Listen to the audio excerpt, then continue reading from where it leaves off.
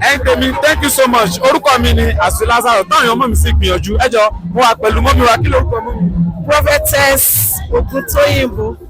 Thank you so much. Mọ́mí wa inú wa dùn láti rí nínú ìjọ wa CCC ìpínlẹ̀ àṣẹ tí bàbá wa Reverend Adebayo Agodo tí wọ́n ṣe àkóso ẹ̀. Ẹ jọ̀ọ́ máa kí nìkan tẹ́ lè sọ nípa ìkórè.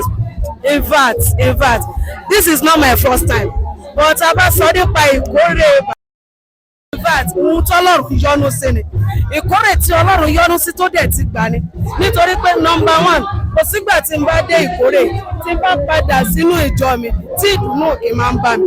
Number two, ó tún jẹ́ wípé àwọn ni only person tó jẹ́ tí mo fi jẹ oyè nínú ìjọ tí mo wà. Lórúkọ Jésù, ojú òní tiwa, àánú Ọlọ́run yóò fọhùn nínú ayé wa because ìkórè ìdùn ó dẹ̀ máa tẹ̀síwájú.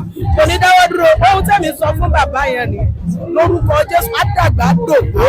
Tó bá lo 1000 years, màá ró òkú ẹ̀. In Jesus name. Amen. Ohun tó pàpọ̀ mọ́ wọn kọ́ ìwà. Àmín Jésù mà. Àmín lẹ́ẹ̀kan sí mà. Ó pọ̀ ní ìjọ mẹ́jọ nítorí àwọn ni patron ìjọ Glory Deliver Ministry. Lẹ́ẹ̀kan sí, mo dúpẹ́ lọ́wọ́ gbogbo ẹ̀yin tẹ́ wá o.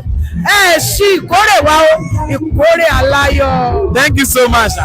Tèmi, mo dúpẹ́ lọ́wọ́ yín. Gẹ́gẹ́ bẹ́ẹ̀ náà ṣe mo orúkọ mi. ASE Lazaro táwọn èèyàn mọ̀ mí sí ìgbìyànjú film production. Mo dẹ̀ wà lórí social media kákàkiri ẹjọ́ ẹ follow mi má gbàgbé ní tí mo fi ń jẹun nìyẹn. Mo wà ní ìjọ mi, ìjọ CCC ìpínlẹ̀ àṣẹ Parish. Thank you.